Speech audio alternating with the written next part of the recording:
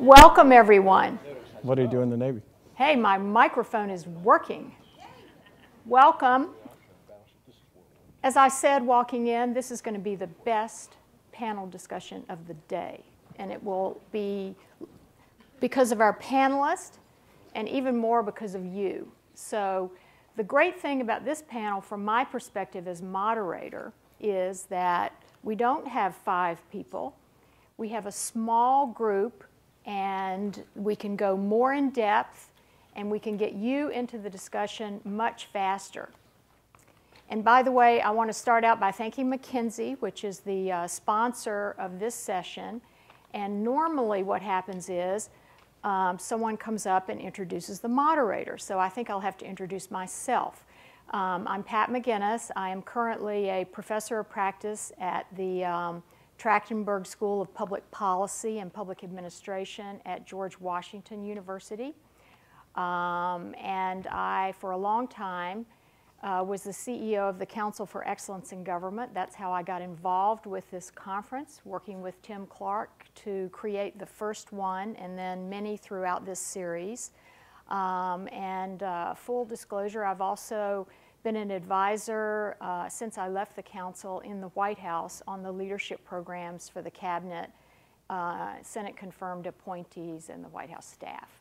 So I must say that as a professor now, I love the opportunity to do this because I always learn something, learn a lot, as a matter of fact, from people with such a wealth of experience as our panelists and from you.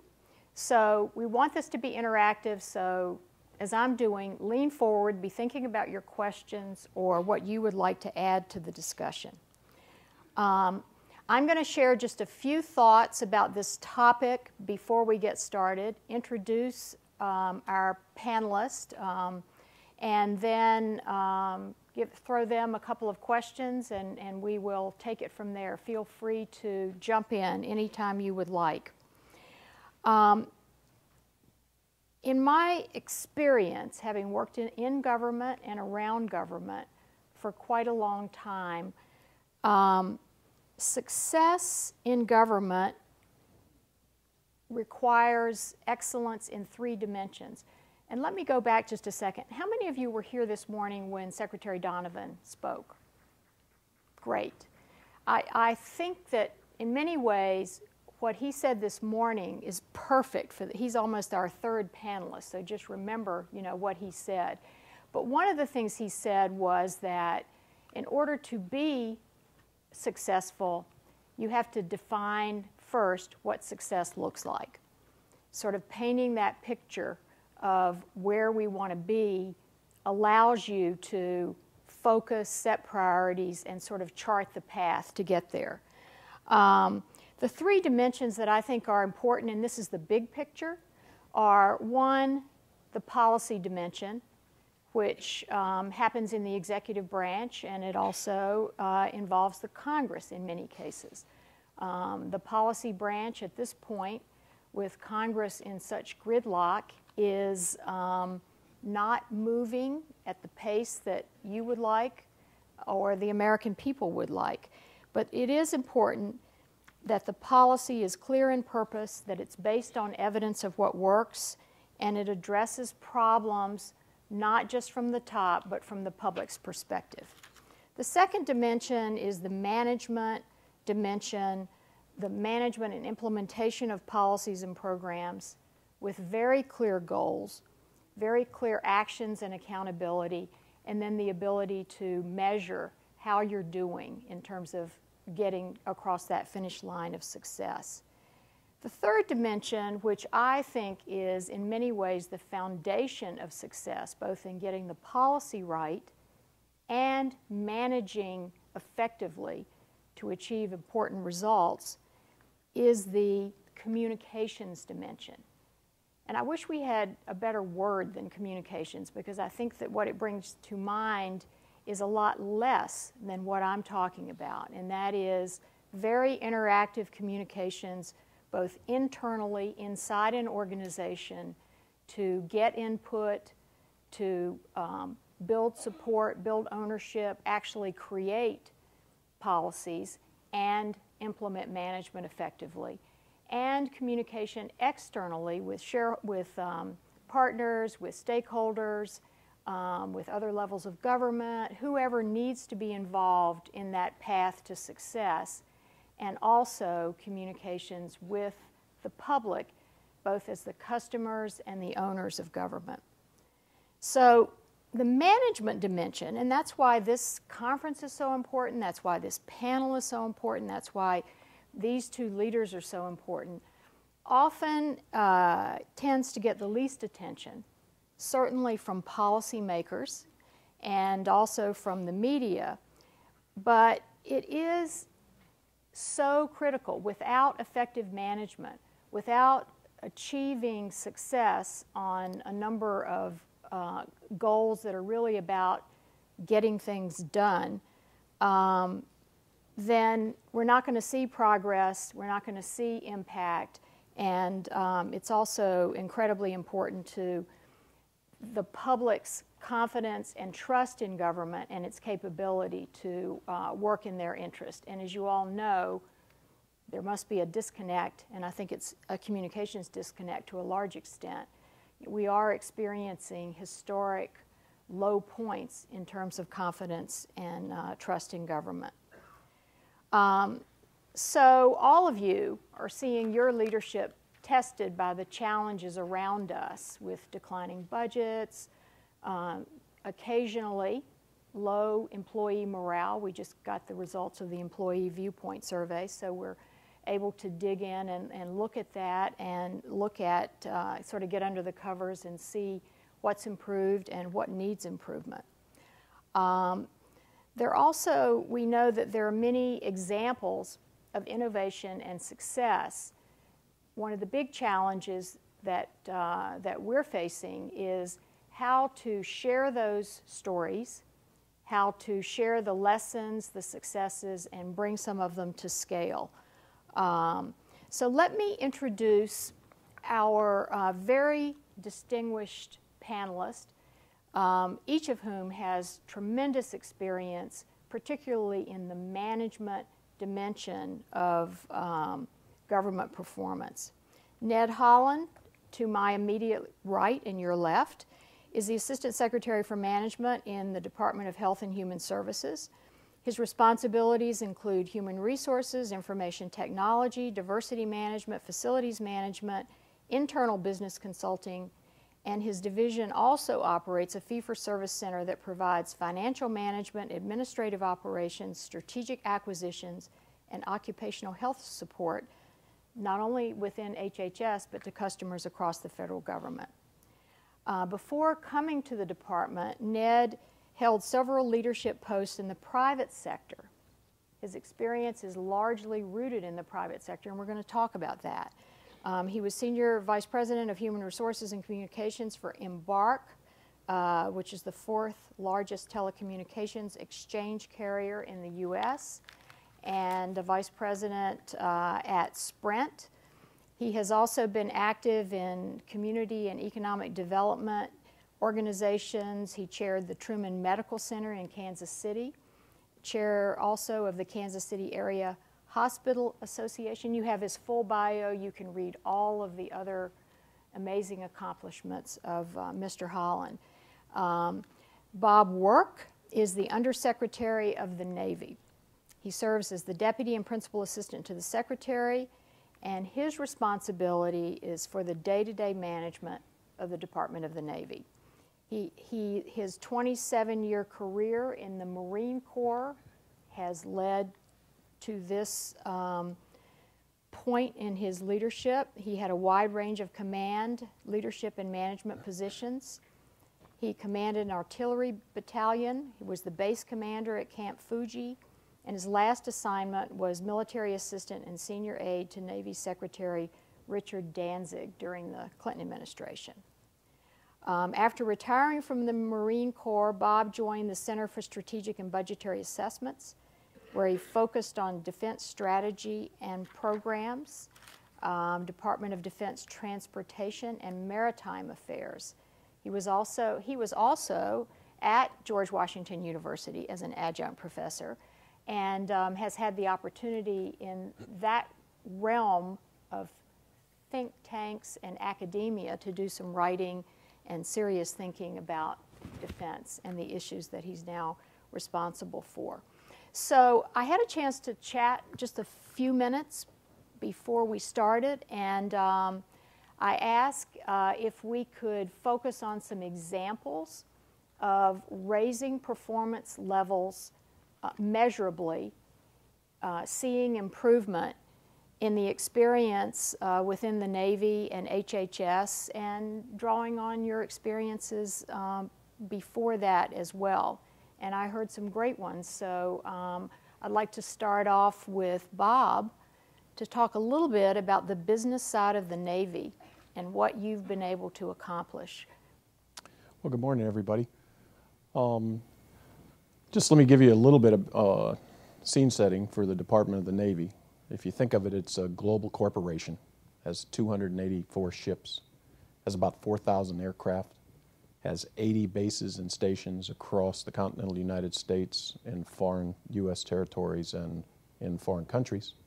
And it has between 825 and 835,000 people. It's a global concern. And essentially, when we look at metrics and performance metrics, at the broadest level, we're focused in three different bins. The first bin is being able to do whatever the President asks the Department of the Navy, and the Marine Corps to do. That means having ready and relevant forces in a high state of readiness with the right leadership, with the right gear. And that's what we do for the nation on a day-to-day basis. Now, I won't talk very much about that today unless you have specific questions about it. The second big bin is what I deal with on a day-to-day basis, and that is getting the biggest bang for the buck out of every single taxpayer dollar. And that is everything from reducing transaction times to make sure that we're doing things most efficiently, that we have the right overhead, that we don't have 8 people doing the work of 10 people. We have 8 people doing the work of 8 people, that our business processes are as efficient as we possibly can make, and it comes out with organizing, training, and equipping the forces that the operational forces use on a day-to-day basis. And the third bin that I deal with every day, along with the top leadership of the department, is taking care of our people, our military and our civilians. So all of our performance objectives are going to fall in one of those 3 big bins. Well, the first thing you have to do in any concern is to make sure that your metrics, one, are relevant. Do they really mean something to the leadership? And 2, can you collect the data on it? And 3, is it measurable? I mean, does the data exist and is it measurable? So it doesn't matter whether you're in the Department of the Navy or the Department of Energy. Every single time you set up these metrics, you have to ask yourself as a senior leader, do you have metrics that are relevant to you? Is the data available to collect, and is it measurable? So I'll just give you a quick couple examples, and then we can go a little farther afield. One thing is on flight hours. Every time you take an airplane up or a helicopter, you're burning fuel, you have to do maintenance, you have to do the training, you have to switch out boxes, and there is a cost for flying hour. So we track the cost per flying hour, and we set a metric to reduce it by a certain percentage each year. Or we take a look at a specific aircraft and say, why is it $12,000 for flight hour on this airplane, and on this airplane it's $6,000? We go in, look at the problem, try to determine where we think the observable data is and how we would collect it, and then we track it on a day-to-day or a quarterly basis, and we say, hey, we're making a material decrease in a cost per flight hour for a certain airplane, which then means that you either can have more flight hours, which leads to better training, or it saves money that you can use to buy boxes to put in the aircraft. So there's all sorts of things like that that we can talk about if you're interested in. On the people side, it really is, we have a whole bunch of wellness metrics. How are we doing as far as suicides in the force? How many private motor vehicle fatalities have you had? How many sexual assaults in the Department of the Navy have you had? All of these tell you the wellness of the force. Is the morale high? Are there stresses on the force? And you track that data, and when you have an indicator or a problem, you take immediate action. So for example, the Department of the Navy had a real bad problem with motorcycle fatalities. We looked at it hard and we said, what is causing this? Obviously the metric was to get the number of fatalities down. Well, it turned out that whenever we send somebody to get a motorcycle, they go to basic motorcycle training. And they get the basic motorcycle training and can learn how to ride the motorcycle. But generally what will happen is our young Marines and sailors will, progress up the chain, they'll get a bigger bike, they'll go off-road. And there's another course that is a sports rider course. And it turned out that most of the fatalities were occurring between the time you got basic motorcycle training and this sports rider off course. So you focus in on that particular problem, you establish a metric, and we have been able to reduce the number of motorcycle fatalities significantly. I can give you a wide variety of things, but I wanted to just give you, in these 3 boxes, the ones that I'll talk about this morning primarily will be how do you get the most bang for buck out of taxpayer dollars, and how do you take care of our people? And then we can go anywhere that Pat and the audience would like. Thank you. Ned has come from the private sector into government, into one of the most complex and largest departments in government, Health and Human Services, with a very broad range of responsibilities.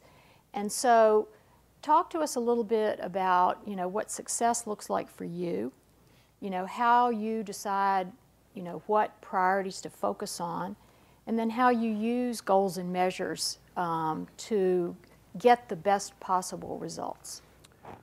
Well, I suppose I ought to start with the profile of the Department of Health and Human Services, and it is, we spend more money than most countries have in the world. It's an $800 billion agency. We are smaller in terms of people than the Department of the Navy or the Department of Defense, to be sure, but because of Medicare and Medicaid, we spend a lot of money. We have the broadest possible mission, and that is to preserve and improve the health and well-being of the people of the United States of America. And if you tried to measure that at that level, you'd have a heck of a time. So what we've done in the Secretary's strategic plan is break that into pieces. And I like to think of this as provide leadership at the macro level and you manage at the micro level. One of the old saws of management is if you don't, I look at the setting goals and measuring performance, if you don't know where you're going, any road will get you there. And we try to know generally where we're going and then find roads to get us there. So we manage the department at the highest macro level, the improve the health and well-being. There are lots and lots, just like Bob described, for the force in the Navy. We can apply similar measures to the people of the United States.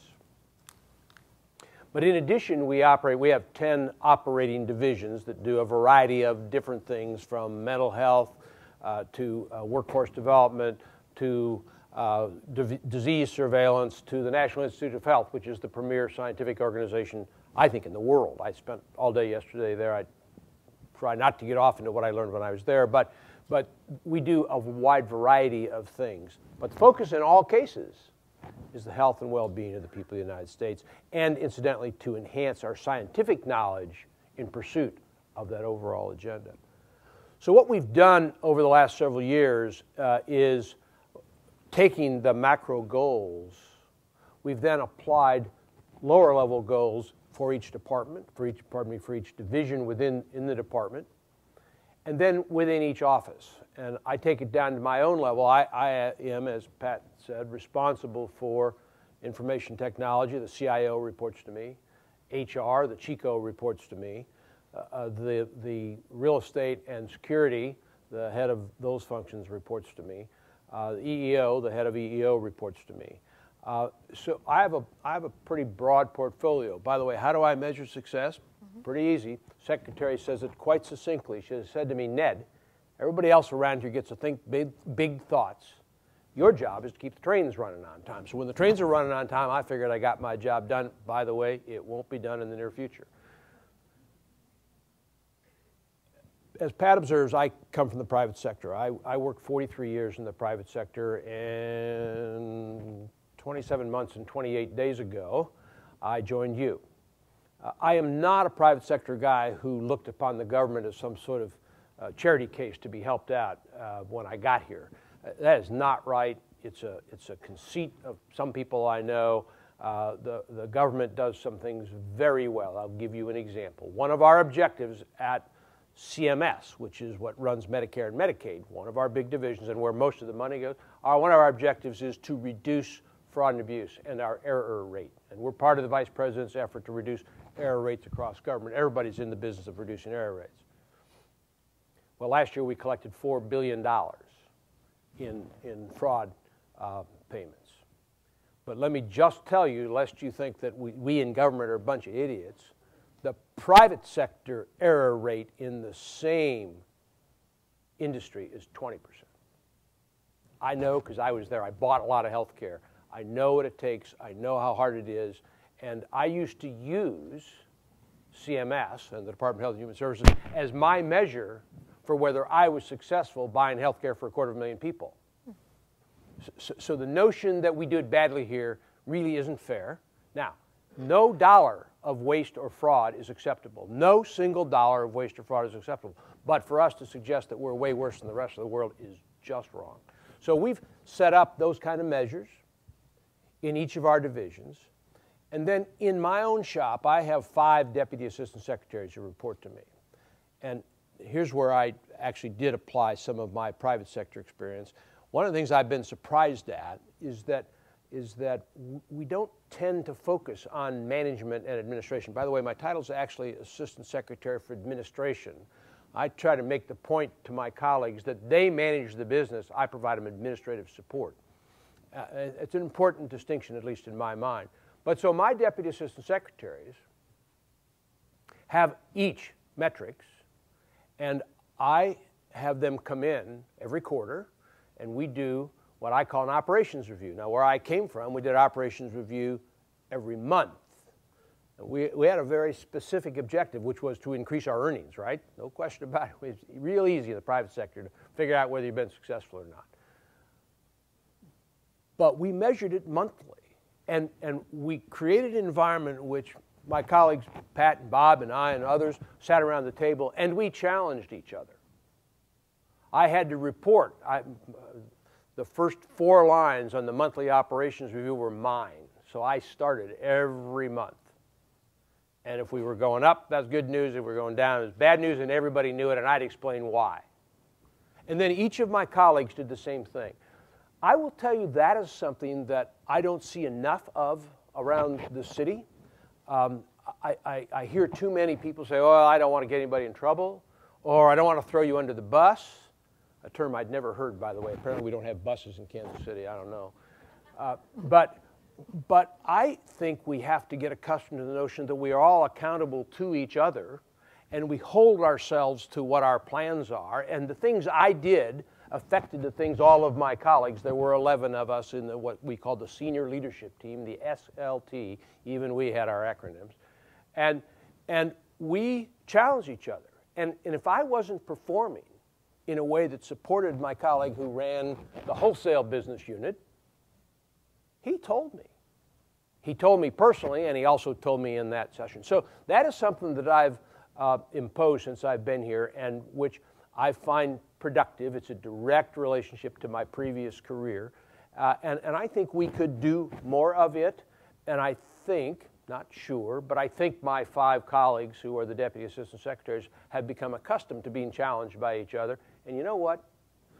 We make each other better that way. So one of the things, if you take something away, find an opportunity to challenge yourself with your colleagues and do it in a way that is non-confrontive, not adversarial, but with the objective of improving everybody's outcomes. I think that's a useful experience and something you might apply.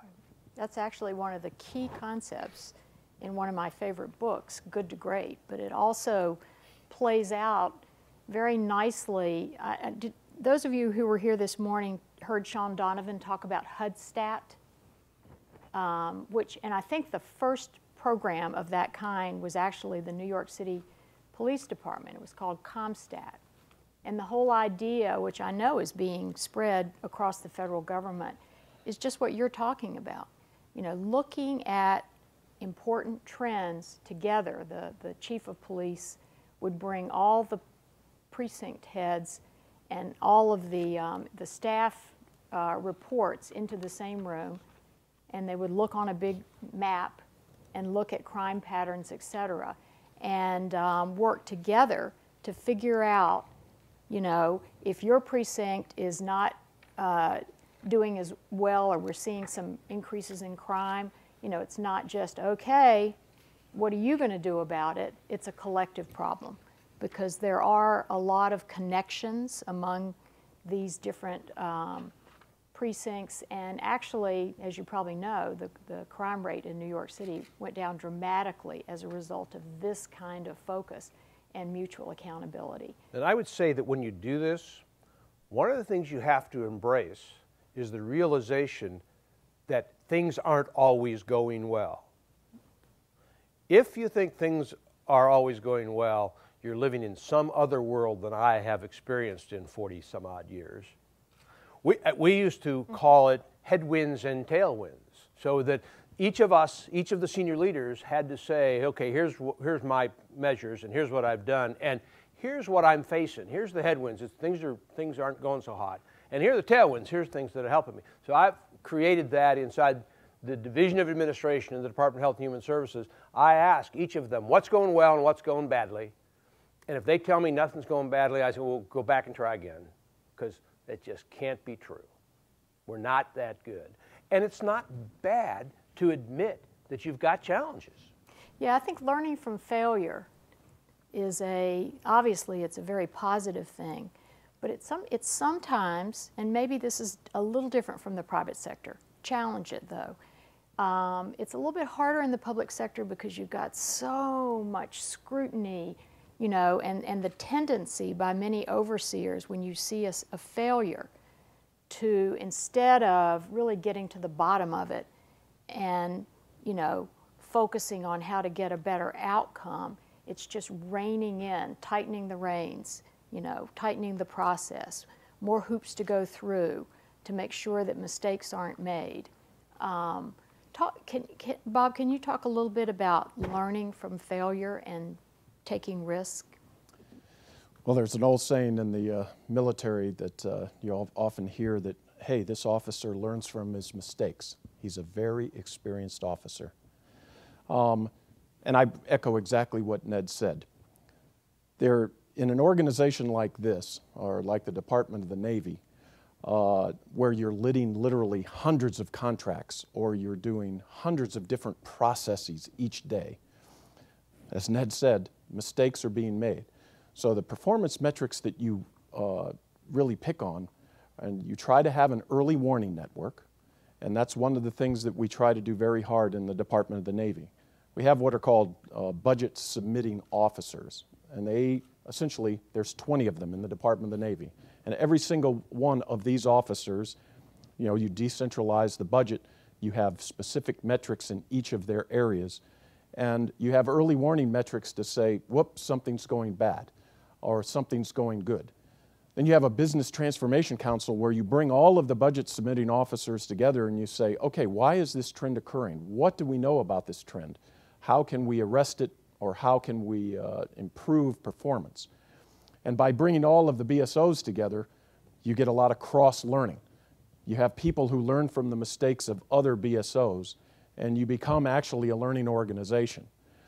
So if you can inculcate this type of thinking, and we call it mission orientation in the Department of the Navy, and it's no different, I'm certain, in any of the other one, you have to be able to get every single person in the organization, from a general or a flag officer, all the way down to a private, all the way down to a GS5, all the way up to an SES. Everyone has to know what you're trying to do. So in addition, the performance metrics have to come after this clear direction. And you have to get everybody all the way down to what we call the deck plates, the people who are actually trying to make things happen. You have to communicate to every single person in the organization what's important to the top leadership and get them all going in the same direction. And I like the term headwinds and tailwinds. So for the Department of the Navy, for example, the Secretary of the Navy comes in and says, look, we are on a bad trend here. We are using too much fossil fuels. Over time, we need a Navy that is less burdened by the requirement to have fossil fuels in all our ships and airplanes.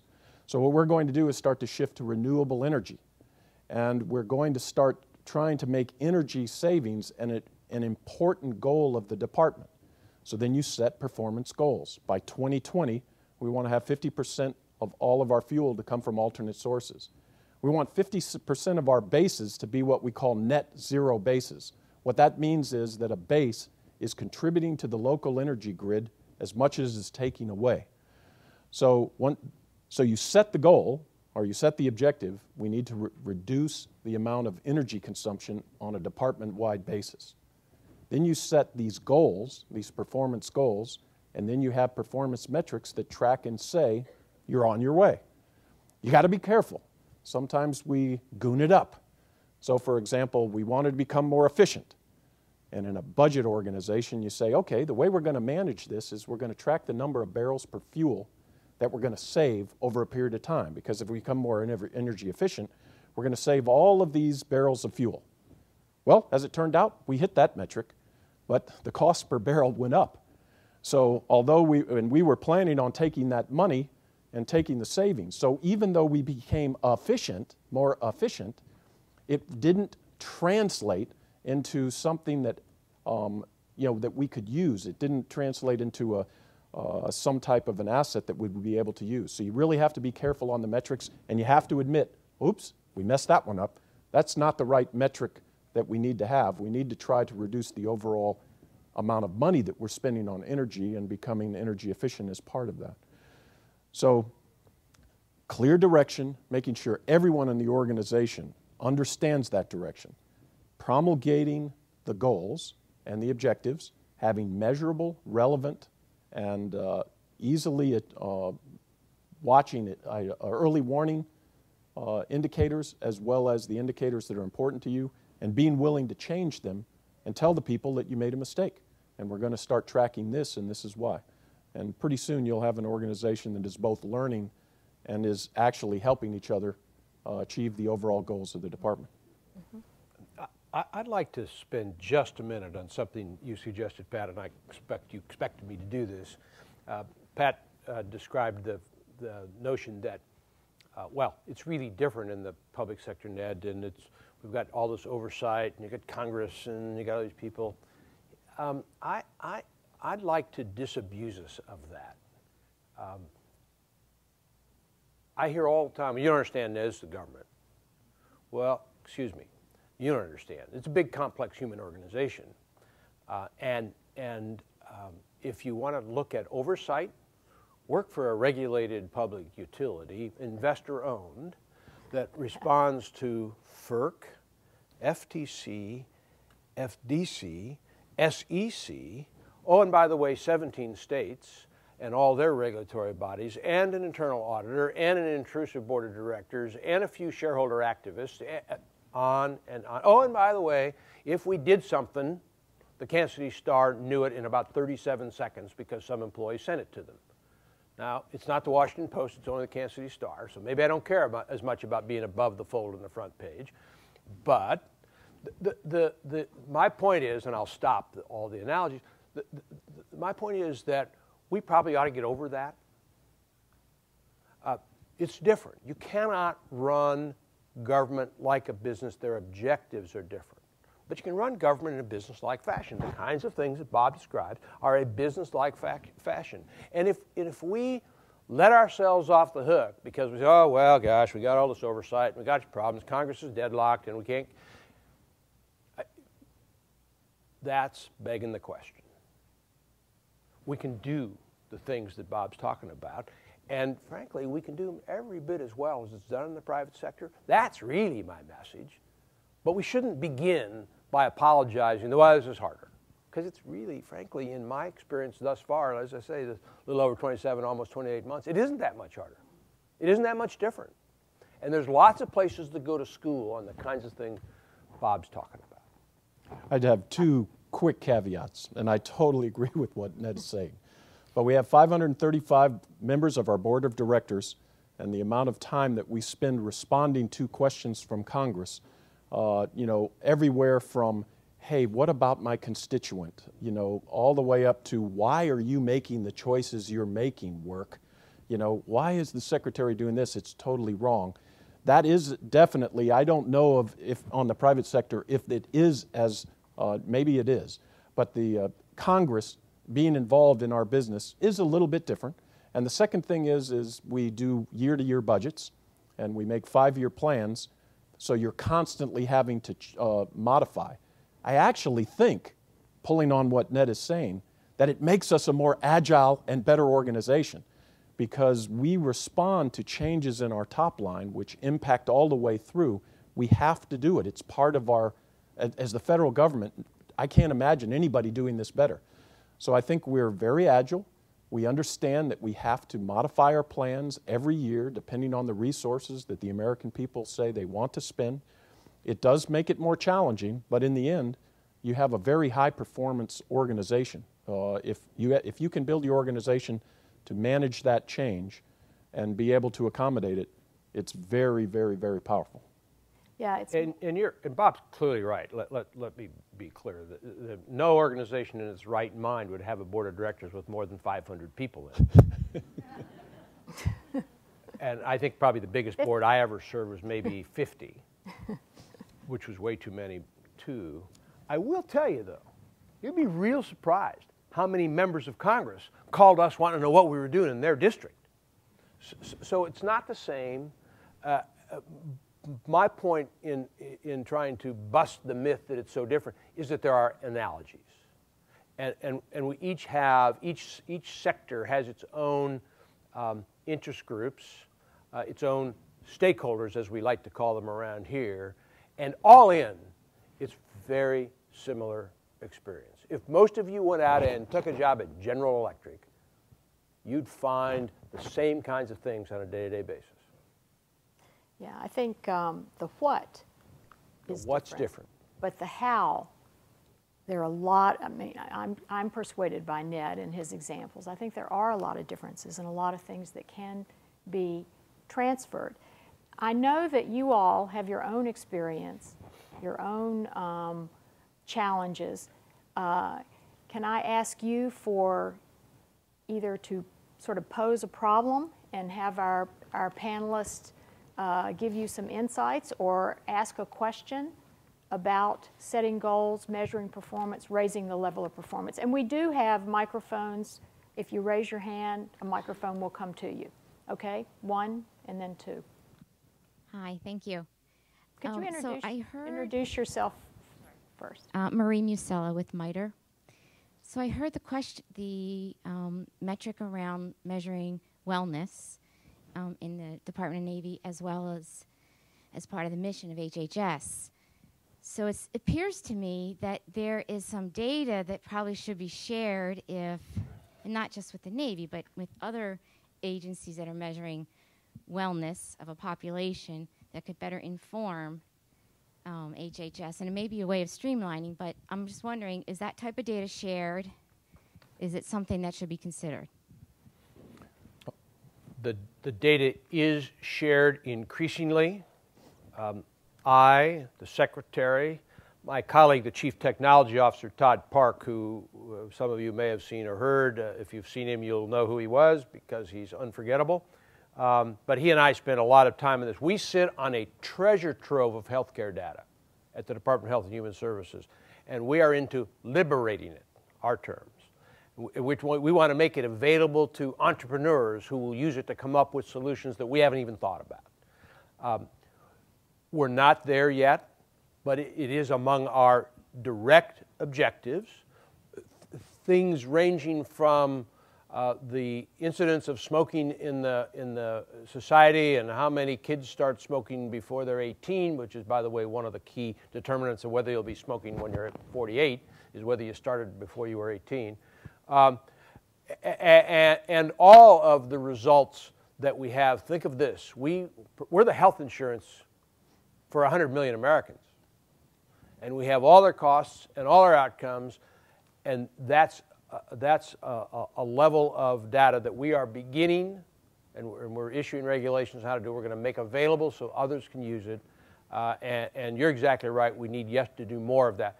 Wellness, I ran wellness programs in the private sector. The Affordable Care Act has, for the first time, a mandate that we have a national wellness strategy that's being put in place by the director of CDC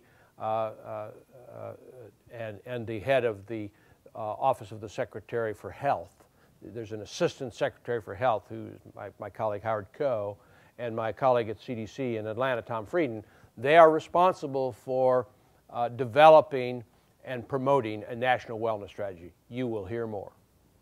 But this question of doing this in the Navy very effectively and then spreading and scaling that across federal agencies is a great question. Well, Marie, I mean, we track both the wellness of the active duty force, the military, as well as the civilians.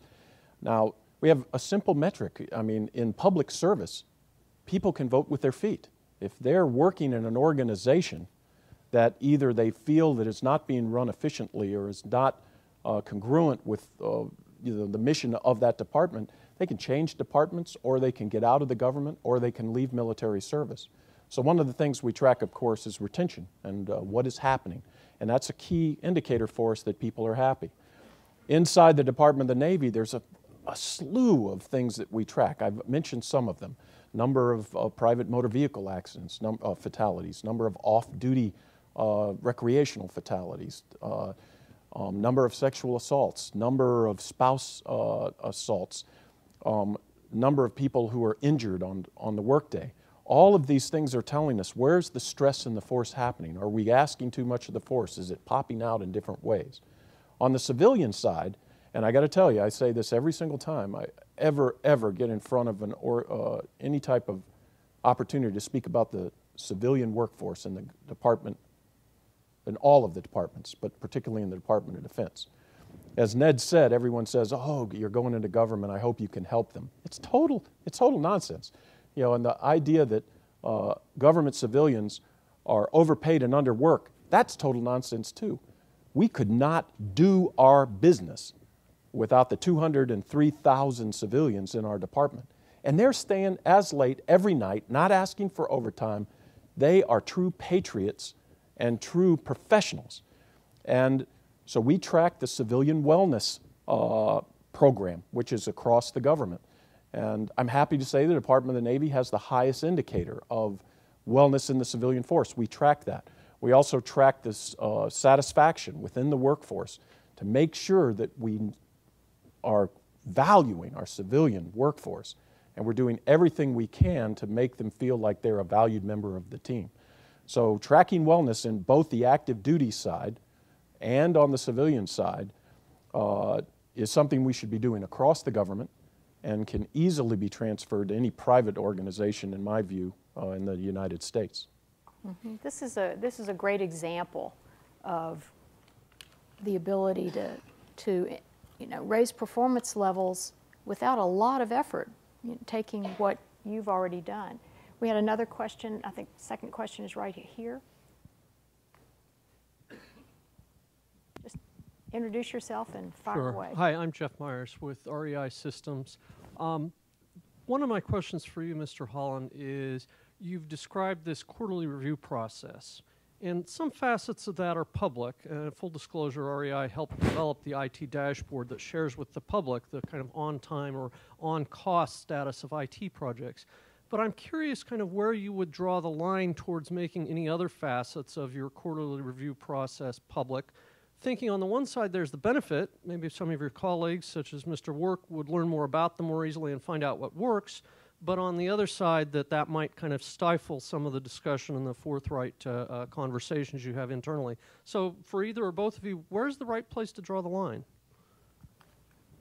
Well, I'm no expert. In fact, that'd be way understated. I'm no expert on government information sharing. I can tell you that my general view is there's nothing I do that shouldn't be able to be public. I don't write an email that I wouldn't be prepared to see on the front page of the paper. Now, by the way, that was true in the private sector too. I didn't write stupid stuff in emails to my colleagues. I wish I could say that. Somebody would find it.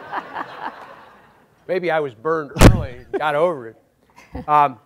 So, I mean, I wouldn't generally expect that my quarterly operations reviews would be published, but I suppose if somebody filed a FOIA request or if some congressman asked to see it, I wouldn't hesitate to give it to him.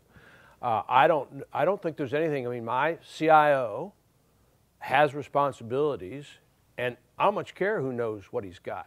Now, it is tied to his own performance plan and that of his office within the department.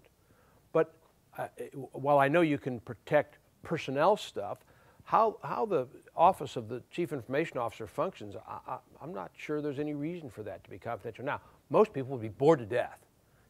And I don't think that we're going to have the next great American novel produced out of my operations reviews. But I share most of it with almost anybody. And one of the key things you learn as a senior leader is plagiarize. There are so many different, there are so many leaders. The worst type of leader I ever worked for is someone that wanted to be so different from everyone else, and everything was a first, and everything had to be different. It's just draining on your people. So in the Department of Defense, in the Department of the Navy, we have a Business Transformation Council, that's what we call it, where we get all of our BSOs and we learn from each other. We learn from our mistakes.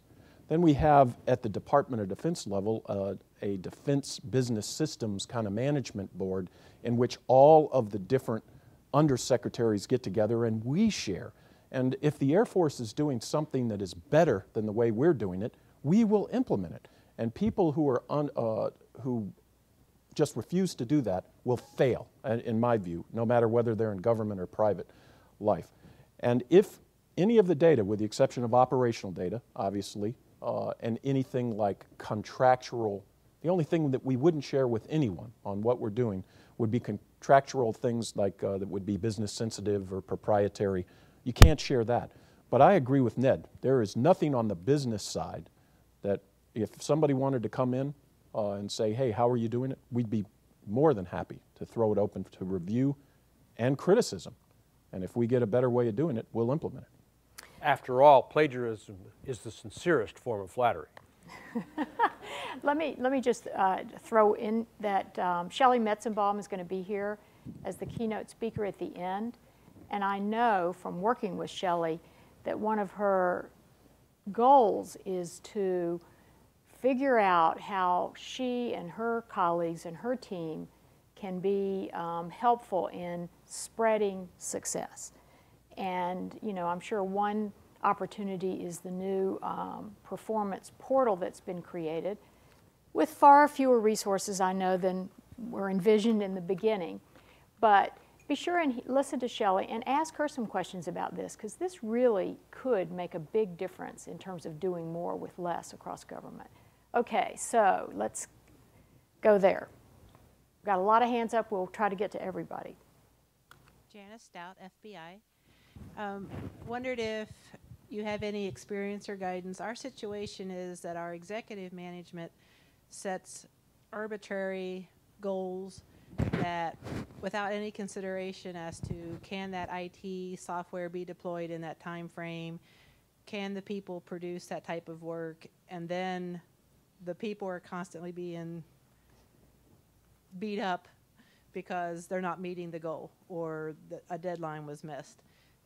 How can you break that so that they stop making those unrealistic expectations? We've actually had very, unfortunately, we have cases like this. And a lot of times what happens is, especially on the IT side, and you're trying to set up an IT system, and we deal with this in enterprise resource programs across the department. You do that, if you introduce an enterprise resource initiative, but you don't change the way you're doing business, generally what you're doing is you're just spending money not to any purpose. So you have to have a purpose for all of these things. In this case, we are now focused on full auditability. We're moving towards auditability of our statement of budgetary resources by 2014. We have to have full auditability across the government by 2017. If what you're doing isn't towards a goal, then you're wasting your money and you're wasting your people's time. The second thing is, when you set these goals, you have to give it to the right people who actually know how to manage an IT system. We waste so much money on IT in the government, it's just unbelievable. And generally what it is you're trying to find the people who actually can manage it, and you put it there, and then you support them. When they say, look, I am not getting the support I need, you have to be willing to devote resources to allow them to do it. It's not a concrete answer to your question, but it's something I think we face with across government, and it's something we need to focus on all the time. I would be cautious, I am cautious, about describing some leaders' objective as unreasonable. When my CEO, Bill Esri, said we should build a national fiber optic network, people thought he was nuts. Well, guess what? We did it, and it was the first, and it made a lot of money for our shareholders. So great leaders tend to have expectations beyond those of us who are mere followers and carrying things out. So I've seen it done. I've seen what you describe, but I'd be very cautious in jumping to the conclusion that it's not doable. Let me add to the question and ask you, you know, as these ambitious goals are being set, what about getting input from the people who will be executing, who will be managing ahead of time? And I think maybe that goes to part of your question, is having a goal imposed that you've had no participation in the sort of discussion leading up to the goal. Is that practical? Is that impractical? Does it make sense? Tell us how you manage that. One of the things we do across the Department of the Navy is we try to, as part of the Department of Defense's strategic management plan, is we have to set what we call strategic objectives each fiscal year. And the strategic objectives are actually a combination of top-down and bottom-up ideas, where the secretary says, hey, this is very important to me. Now, how should the objective be stated? Is this the right objective? Are these the right performance measures? And it's a very give and take, involving all the senior leadership of the department, military and civilian. And again, that's a very powerful way to do it. But I agree with what Ned said. Sometimes the senior leader will set a goal that when you first hear it, you go, huh? And Secretary Mavis's goal for renewable energy was met by a lot of people saying, oh, you're trying to make the Navy green. This is just some type of liberal agenda. What the heck are you trying to do? And it's all about making us better warfighters and providing better output. I mean, being able to do things that we wouldn't have been able to do in the past. So I totally agree with Ned. Sometimes the senior leader just says, this is the way I want to go, and I need you all to get behind me. We need to perform the tailwind for the leader. But otherwise, getting as much top-down and bottom-up review of your objectives. Again, when you're a mission-oriented organization, you have to get everybody aligned, and that's one of the ways you do it. And you really need to listen to the troops, to use a military analogy where I've never been. And if you don't listen to the troops, I suppose there's the possibility of getting shot in the back. But at the same time, we have a term. We are after big, hairy, audacious goals. Big, hairy, audacious goals. And we talk about that, and we're looking for them. Improving the health and well-being of the people of the United States of America is a big, hairy, audacious goal. Yeah. So this communication thing is important. either sure. either letting people, having people understand better the thinking behind setting a big, hairy, audacious goal, or getting that input in the process. Okay, okay, I'm gonna think of this as 3 different sections, and I'm gonna go here. Try to. Here? Hi, my name is Carrie Johnson-Clark, and I'm on detail with Performance Improvement Council. And I'm curious as to how you all measure performance in the area of research and development, because those tend to last long, long periods of time. So just how do you set goals and measure that?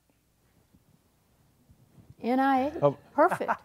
Well, for us, it's pretty simple. We have different types of research and development dollars. And I don't want to bore you with the details, but like 6.1, which is basic research, and 6.2, which is kind of advanced prototype, all of these different categories. And when the budget comes down, bad organizations cut research and development, and they mortgage their future. So the way that we would do it, we did it in the Department of the Navy, is we said we cannot cut S&T, science and technology, any more than the overall reduction in our top line. That is the threshold, and we'd like to do better than that. But generally, if bad organizations that have a long-term mission, when budgets get tight, often they just cut out S&T, and it causes a major, major problem. It's the seed corn for our future force, and you have to track it very closely. So we just track the amount of money we're spending in this, and then we make decisions on how we're going to best spend that money and get the highest payoff. So you don't measure impact because the short-term impact is probably not going to tell you the story that you're looking for. Well, we measure impact in what we say. In other words, the first thing we want to do is we manage the total amount of money. Mm-hmm. And that's a blunt force metric. It doesn't really tell you very much. It just tells you, look, you're not cutting too much. Then you have to go into it and you say, what do we get the highest payoff? Mm-hmm. So, for example, lasers or electromagnetic railgun. These are kind of exotic things that require a lot of basic research, but they would provide an enormous payoff. So what you do is you go in and then you grade yourself within where you're putting your money, and you say, how do these align with the priorities of the department? Are you getting the best bang for the buck out of the money that you're spending? And so you have to do it in both ways, both at a macro level, back to what Ned said, and a micro level. It's interesting because I had this precise discussion with one of the directors of an institute at the National Institute of Health yesterday, and I asked him, how should we do this? And it's a conundrum. It truly is. If you were just the finance guy or gal, you'd say, how much money do we spend and how much should we save? But if you're an academic, which is what the National Institutes of Health really is, an academic institution for all practical purposes, how do you measure? Well, first of all, you can't measure R&D over a short term. You've got to give it space. And this guy said to me, look, ultimately, you're in an academic environment. What you have to do is produce publishable information with an impact. Publishable information that has an impact. I said, well, wait a minute, doctor. He said, doc. I said, wait just a second. Isn't it useful if you experiment with something and you find out it doesn't work, because then you can rule out that possibility? Publishable information with an impact, he repeated to me. And he said, sure, it's okay if some number of your projects don't work. But over a 3 to 5 year span, if some of them don't work, your lab won't exist in the next 10 years.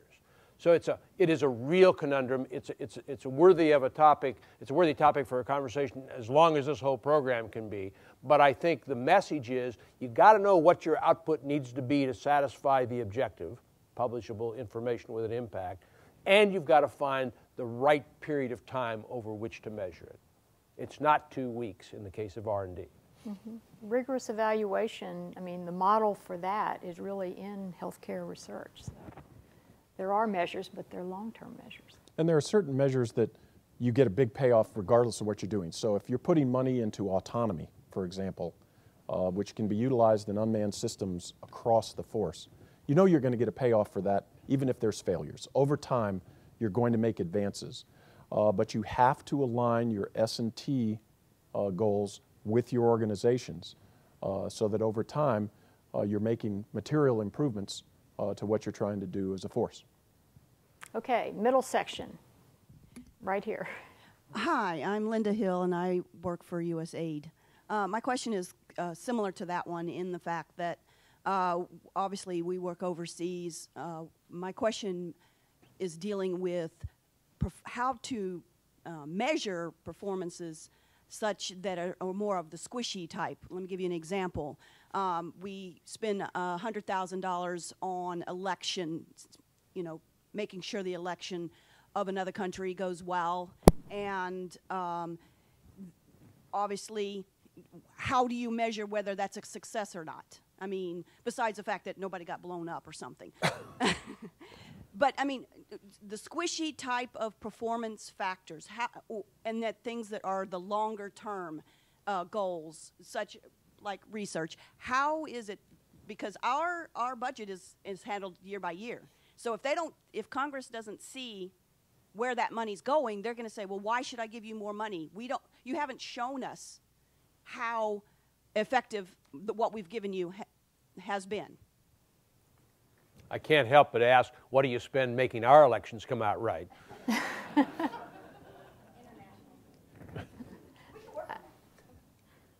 Any thoughts about that, Bob?